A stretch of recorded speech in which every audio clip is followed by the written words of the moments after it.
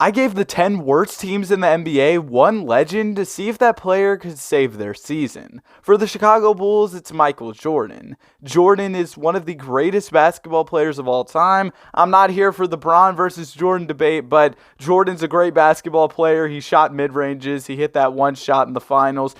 Pretty good at basketball, so I thought he could help the Bulls. For the Charlotte Hornets, it's also Michael Jordan. Now, let me explain. Let me cook here. The Charlotte Hornets, they're absolutely horrible. If they have any chance of bouncing back, they're going to need a really good player, and the best player from their history is Glenn Rice, who's a 90, so I gave them a guy who's involved in their ownership, and Michael Jordan. Pete Maravich is going to be the guy for the Utah Jazz, and for the Lakers, we have Kobe Bryant. LeBron, Kobe, AD, plus a really solid supporting cast. Yeah, this team might go crazy, I'm not going to lie. That's a lot of star power, and you've got some good guys alongside them, so the Lakers might really be able to make something happen. For the Magic, you've got Tracy McGrady. McGrady was robbed of some of the best years of his career due to injuries. Really unfortunate, but when he was healthy, he was out there getting buckets. Now for the Indiana Pacers, it's Paul George. PG and Tyrese Halliburton, that sounds like a pretty cool duo.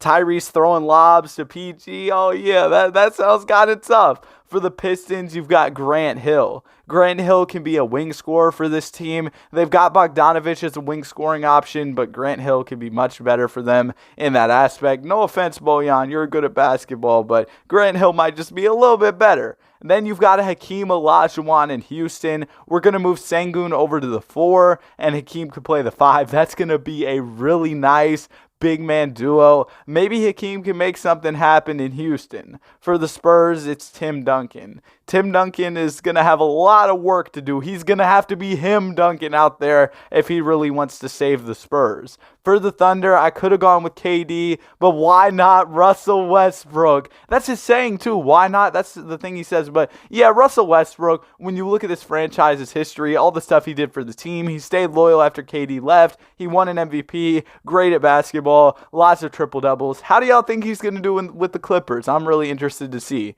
And for the Blazers, I just gave them another Dame because let's be honest, Dame has been carrying the Blazers, doing all that he can to help this team. So maybe if there was two of them, he could do better. We're going to go ahead and simulate from the start of the season. They wouldn't let me do it as a start today with a custom roster because I put these players, these legends into the league, and that was a custom roster. So we had to start over the season. But with all of that into consideration, let's go ahead and let's check out the All-Star teams where we see a ton of our guys making an impact on their teams. You've got Tim Duncan, you've got two Michael Jordans here, you've got Kobe Bryant, Paul George, Tracy McGrady, Russell Westbrook, Anthony Davis, he's a normal player. You got Pete Maravich, Hakeem, a bunch of players, and the Knicks. They were absolutely horrible. I was simulating from their perspective. I try to pick random teams, and then I put all their team automation settings on automatic so they can just do their thing, and I just watch and see what happens.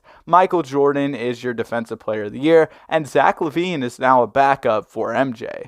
Now, looking at this All-NBA first team, Grant Hill actually made it. That was a bit surprising. I mean, I added a ton of great players to this league, and with the already good forwards in the league, it was surprising to see Grant make it, but he did his thing out there. And Russ, come on, get a couple boards, stat pad, get that triple-double, Russ, come on now. And Tim Duncan was hooping for the San Antonio Spurs. Also, if you're enjoying the video so far, why not subscribe to the channel, man? I really appreciate it. And Grant Hill, over 11 assists per game. He was going crazy out there. And Hakeem Olajuwon also had a great season. Tracy McGrady was scoring, and he was getting a ton of assists, over 10 a game for him as well. Paul George did his thing, almost 30 points per game. All these guys joined their teams and immediately just started going crazy and making an impact. The Lakers are here as the 1 seed, and the Bulls are also the 1 seed out east. So MJ and Kobe were making massive impacts for their teams. Not really a surprise there. But if you want a quick little overview of what things were looking looking like for each team.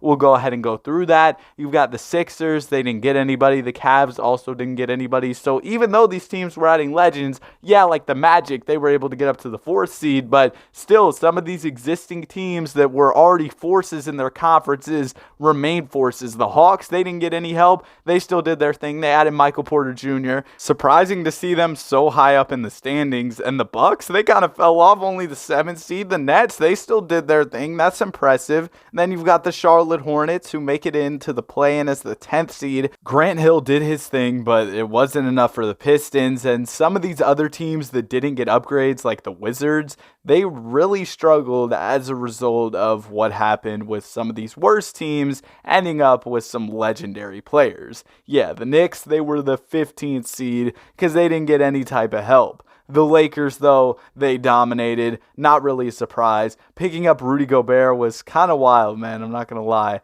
But, hey, I guess it worked out for them. I don't really know why they picked up Gobert when they have Vanderbilt and AD in the front court. Why do you want another big who can't shoot? I don't know, bro, but it worked out. They were the 1 seed. But you got Kobe, Bron, and AD. You better be the 1 seed. And the Clippers ended up still doing their thing. And the Russell Westbrook led the way for the Oklahoma City Thunder getting back to the playoffs. That's what I'm talking about, Russell Westbrook. What do y'all think he's going to do with the Clippers? I think I already said that, but I'm pretty hyped to see how that goes. I'm hyped to see the Westbrook Clipper debut. I want to see him rocking the baby, dunking on people, throwing assists. I want to see him doing everything, man. And the double Dame duo. Ooh, that was double Dame duo. Ooh, that was like 3Ds. What is that called? Alliteration? How did the Suns not make it? Y'all got KD, Book, Chris Paul, DeAndre Ayton. Like, I understand you didn't get a legend, but I mean, you've got a legend on your team. Kevin Durant, do your thing. Hoop, bro. Come on, win some games.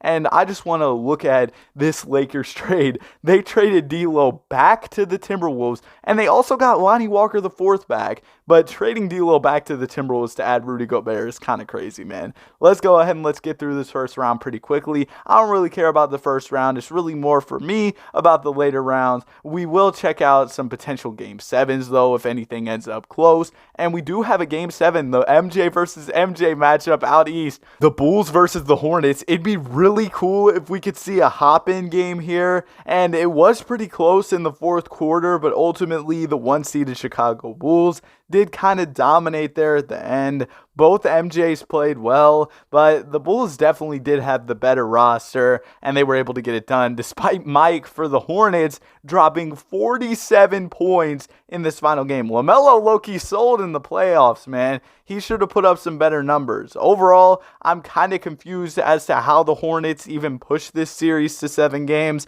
I was looking at the stats trying to find some answers, but I guess it was just the Michael Jordan effect, even though Michael Jordan was on the other team. Like I said, it really doesn't make any sense. Now we've got the Grizzlies versus the Rockets. The young Rockets with Hakeem Olajuwon are able to pull the upset, winning in Game 7 by 13 points. Everybody on the Grizzlies kind of struggled. Nobody over 20 points. Sure, some guys might have had some solid nights, but nobody over 20 when Hakeem Olajuwon is out there giving you buckets. Yeah, that's not going to work. Hakeem's moving on. We've got the Battle of LA matchup out west. We've got Dallas versus Houston out west. Then out east, we've got the Bulls versus the Boston Celtics and the Sixers versus the Cleveland Cavaliers. The Los Angeles Lakers early on are dominating against the Clippers, and they end up winning in 5. The Houston Rockets also beat the Dallas Mavericks in 5, showing that Hakeem Olajuwon was a huge addition. We've got a Game 7 between the Cavs and the Sixers, and the Cavs end up winning this one.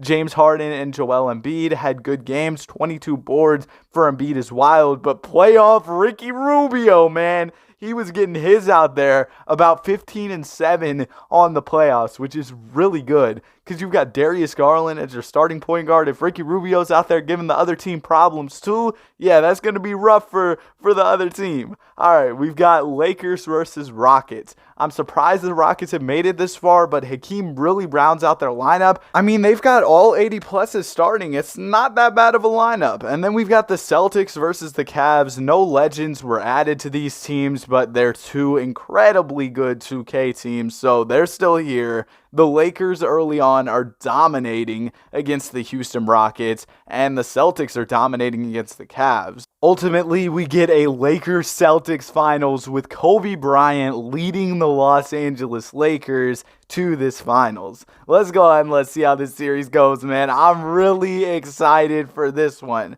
Bron, Kobe, and AD versus Jaylen Brown, Jayson Tatum, and Robert Williams. Let's go ahead and let's see how this goes. Jayson Tatum has the ball. He drops it down to Robert Williams, and now we've got a very close game here in game number 1. Let's check out the replay. That was a very nice pass from Jayson Tatum, and then Robert Williams gets that easy layup. Let's see what Kobe can do, though. Does he have an answer here in the clutch? He's driving to the basket. Looks like he has a lane, but he's blocked. Jayson Tatum comes up with the big block, and now the door is open for the Boston Celtics. Anthony Davis, though, plays some great defense on Jaylen Brown, and now the broken 2K CPU is sending Anthony Davis to the line. Although having AD at the line probably isn't the worst thing. I mean, he's not the greatest free throw shooter. He does hit the first, but maybe you have a chance of him missing the second. Although if 2K wasn't dumb, he wouldn't be at the line in the first place. He does miss the second, though, and now the Celtics still have a chance.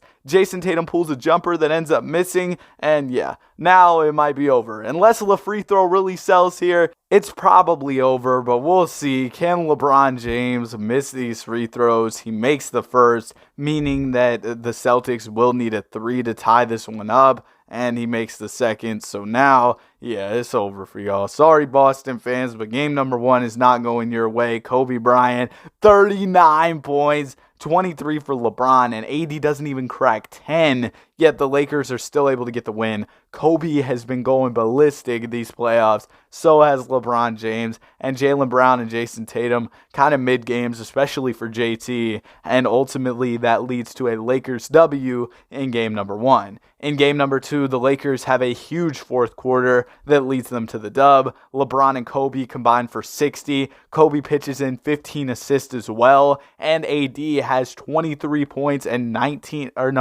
boards. My bad, I read that wrong. But the Lakers are able to get another win, putting them up 2-0 in the series. It's not looking good for y'all. JT drops 40 and you still can't get a win, Boston. Ultimately, though, Boston does try to get a win in this one, but that doesn't even happen. Y'all are down 3-0. You might as well put up the championship banner for the Lakers. Rudy Gobert drops 25 in that one, and now the series is over. Kobe wins Finals MVP. I hope y'all enjoyed the video. Have a great day. Be sure to like and subscribe.